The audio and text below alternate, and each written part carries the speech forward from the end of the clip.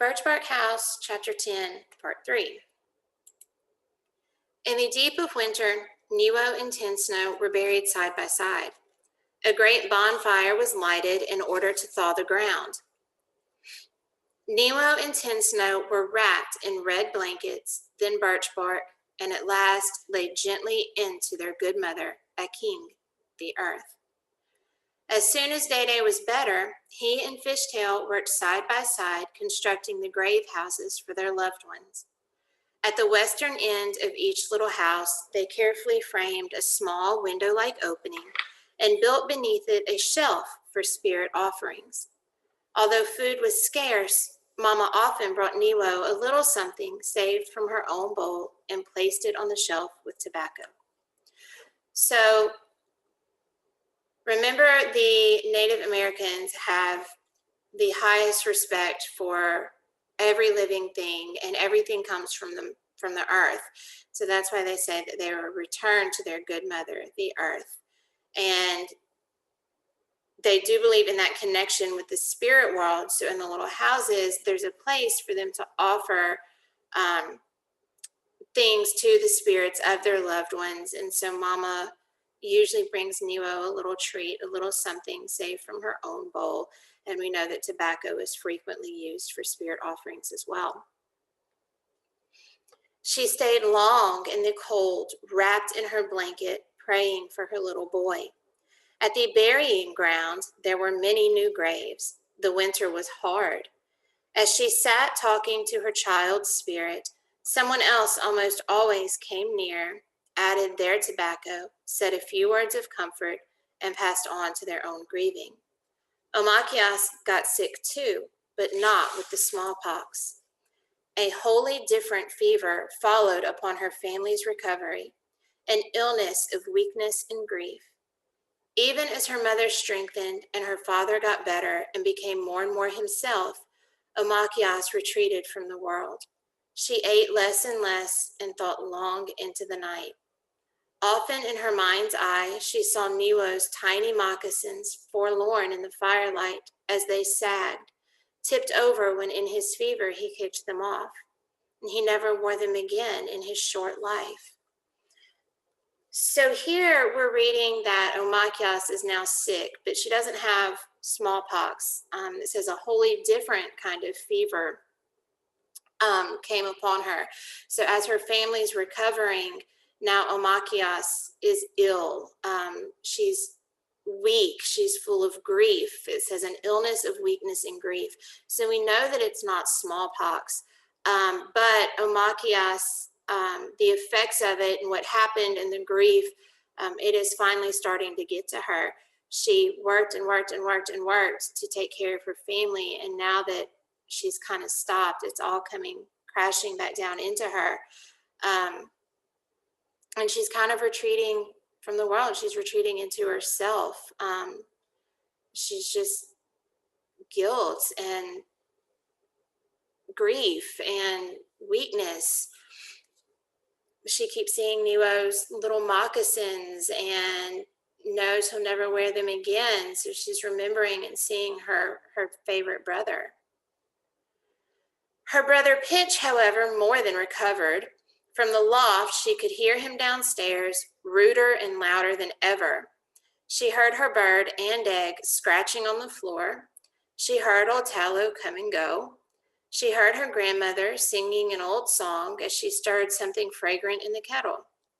Gently, Mama called her from the base of the ladder. She heard this, but Omakayas kept her eyes closed. Food did not interest her. All she did was think of Nero. She considered what she could have done to arrest the illness. Feed him more soup, forced him to keep his moccasins warm on his feet, taken him out, away, into the woods. There lived alone with him until the smallpox had run its course. So now, in this cloud of grief and pain that she's in, all she can think about is, what could I have done differently? What could I have done to stop this illness, to stop it from affecting Nero and taking Nero away from me? Should I have fed him more? Should I have forced him to do this? That's all she can think about now is, what else could she have done? What could she have done to save her brother? And Mama, Omakayas worried about her too. She was so quiet and thin, so restrained. When she sat, she didn't just sit still. It was like she turned to stone. In her eyes, there was such a deep and penetrating look of loss that Omakayas could not bear to see her at all. So on top of the guilt that she feels over Niwo, Omakayas is also very worried about her mother. We know that her mom, Yellow Kettle, previously was playful and joking and laughing and light, and now she's empty. She's there, but she's gone. She's holding everything in. She's very restrained. There's no light. There's no laughter. And Omakayas can see the loss in her eyes. Angeline was some comfort, though still weak, and she kept badgering old Tallow to bring her a mirror. But the old woman refused until one day Angeline screamed at her shockingly that she wanted to see herself. "Am I so bad looking?" she yelled in rage. "Am I so ugly now?" "Gaween," said old Tallow, very slowly, the lines in her face shadowing, "you are still beautiful." Omakayas, lying next to her sister, closed her eyes in pain. The smallpox had left Angeline's cheeks, pitted with scars and slightly twisted. Angeline's perfect hunting bow of a dark mouth. The smallpox had thinned her face until her teeth stuck out. The smallpox, worst of all, had killed Angeline's tiny brother and the friend of her heart, Tin Snow. Pain and loss showed in deep furrows around her sister's mouth. So now Omakayas, lying next to Angeline, is just feeling pain. She's feeling hurt. Angeline is no longer really beautiful like she was, and she knows it because she wants to see what happened. Old Tallow, says she is still beautiful, and she is. As a person, she is still beautiful. But physically, it did affect her, and Omakayas is in pain for this. It hurts her to see her once beautiful sister scarred and her face not like it was. And Angeline, of course, is in pain too. Worst of all, it had killed baby Niwo, and her best friend, her friend of her heart, was also killed with smallpox. So now Angeline's feeling the pain of what happened to her, and especially the pain of losing Niwo and Tin Snow. And Omakayas, of course, lying next to her, is feeling that pain as well.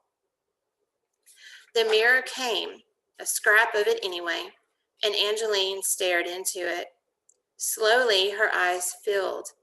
When she had seen enough, she put the mirror down gently, turned away, and refused for a long time to speak.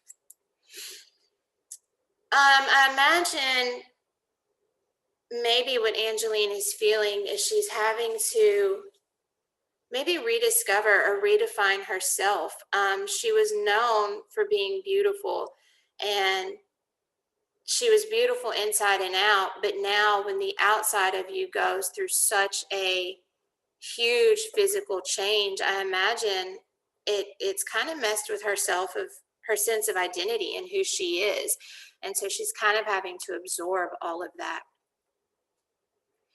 It was difficult for Omakayas to understand all that had happened, why Niwo was gone, though at night she still imagined that she heard his cries, why her sister's face would never again be smooth, why she herself was still too weak to run and crept back to her sleeping blanket whenever she could. She slept and slept as though she would never wake. She didn't want to think about the things that had happened, but there were times that questions came to her, occurring in the deep of night, sometimes even in dreams. So even though Omakayas was responsible for her family making it through this illness, now it's just overwhelming to her. She doesn't understand why all this happened. Remember, Omakayas is still young. She's about 8. And so she doesn't understand, why did this happen? And all she wants to do is just sleep. She wants to go into the oblivion of sleep where she doesn't have to think about it. The spirits, the Manitaus, who lived in all things, Why had they ignored her prayers, her mother's prayers, and the powerful prayers of Nokomis? Why had Dede's strength not helped? And her grandmother's medicine, so useful at other times, why hadn't it worked for Niwo? Nokomis said sorrowfully that she had no medicines for this white man's disease. But Omakayas did not have smallpox. Omakayas had something else. Why didn't the strong tea made of bitter bark, the tea that Nokomis brewed for Omakayas, send her jumping up, lively as she used to be? Sometimes she thought that if only her mother would laugh, she also would begin to feel better. But Yellow Kettle was dull and angry with sorrow and couldn't help her own daughter. Day after day passed, and Nokomis's teas grew more bitter. She made a stronger concoction, burned sweetgrass braids, fanned Omakayas too, but the deep cold seemed to have seized her heart. She was ashamed of the way she thought sometimes up in her blanket. Listening to Pinch, her annoying brother, who didn't seem sad at all, she wondered why Niwo was taken and Pinch left behind. Why was Niwo taken to the next world and she left behind? There was no explanation that satisfied her. Nothing that gave her the hope she needed to rise and take up the rest of her life. Not even when Angeline bravely smashed the little piece of mirror one day and left the cabin, walking out the door, determined to go to the missionary school and learn the meaning of the white man's writing, like fishtail. Not even then was Omakayas inspired to come downstairs. So Omakayas is still very deep in her depression. She does not realize or know that it is depression, but she's still very, very deep in it. We see some growth in Angeline. She finally decides to kind of move on. I don't care how I look like anymore. I'm going to go to school. I'm going to learn this writing. I'm going to do this, just like Fishtail did. And even though Omakayas says that her sister's being brave, it still doesn't inspire Omakayas to move on. Nokomis sat with her quilting through the whole day sometimes. She told her old stories, adventures of Nana Baza, the tricky and generous teacher of the Anishinaabeg, who cleverly outwitted dangerous foes and taught the Anishinaabeg to survive. Omakayas listened, but did not find in the stories the will to go forward. Could Nana Baza have outwitted smallpox? Could Nana Baza push back the dreadful day, send home the awful visitor who had taken Niwo and Tin Snow? Could Nana Baza at least say a word or two in his own defense or encourage Omakayas to go on with her life? Nothing happened. No voices explained things. Her dreams were blank. One day, however, old Tallow unexpectedly appeared at the top of the ladder. In her rough, steady hand, she held a bark container of rabbit soup boiled up with potatoes from the storage cache. Eat this, she urged Omakayas, or else, she threatened when Omakayas was reluctant. After Omakayas had taken the first taste, Tallow insisted that she drink until she couldn't fit in another drop. There, said Tallow approvingly, you need to get your strength back. Omakayas nodded and closed her eyes. Don't sleep now, said Tallow gruffly. The sky is clear, your brother is sliding on the lake. Go out, be childish. Omakayas kept her eyes closed and lengthened her breath, hoping that old Tallow would believe that she had fallen asleep. After a while, the old woman fell silent, though she continued to sit near Omakayas, pondering what she should do next. Of course, she was suspicious. Omakayas felt Tallow's gaze locked on her. After all, she was a hunter used to waiting at the dens of animals. If anyone could find a way to surprise Omakayas back to life, it would be her. Omakayas determined to outwit her, to crawl deeper and deeper into her dark burrow of sleep. Eventually, as though from far away, Omakayas felt the tentative brush of Tellow's tough, creased palm and heard the rustle of her clothes as she got up and quietly left. So here we know that Othello and Omakayas have some kind of connection, even though we may not be entirely sure yet what it is. And so now Othello's coming, trying to urge Omakayas up out of her depression, get her to move, get her to do something. She makes her eat, and she encourages her not to go back to sleep, but to get up and go do something, go be a child, go play. Omakayas, however, is not ready and tries to fool Othello into thinking that she's asleep. And here we're learning that Othello's determined. She needs to figure out how can she pull Omakayas out of this. But Omakayas is determined to stay in her little bubble, in her dark burrow of space and sleep. And so finally, Othello does get up. Omakayas feels her brush her face and leave. At first, Omakayas tried to think that she had won, that she had outwitted Othello and made her impatient, as even the wariest animals often fail to do. But then the time stretched along. Omakayas couldn't sleep. Her feet tingled to run. Energy from the rabbit soup flowed through her, and she drummed her fingers against the floor. She was stubborn, shut her eyes. Who was fooling whom, she wondered. The sun was shining brilliantly outside. Had she really bested Othello, and at whose expense? None other than her own. With a sigh, Omakayas got up. She went out. For the first time since the illness, she felt the sun on her face, but even its promise of warmth did not make her smile. So after Othello leaves, Omakayas still doesn't get up. She's determined to stay asleep, stay in her comfort, but she can't go back to sleep. And so now Omakayas is wondering, did I really win? Did I really convince Othello to leave me alone? And at what point? Like, I'm still lying here, so I won, but I'm still here and I can't go back to sleep. The sun is bright outside. I did this to myself. So she does. She gets up, she goes out, and for the first time since the illness, she feels the sun on her face.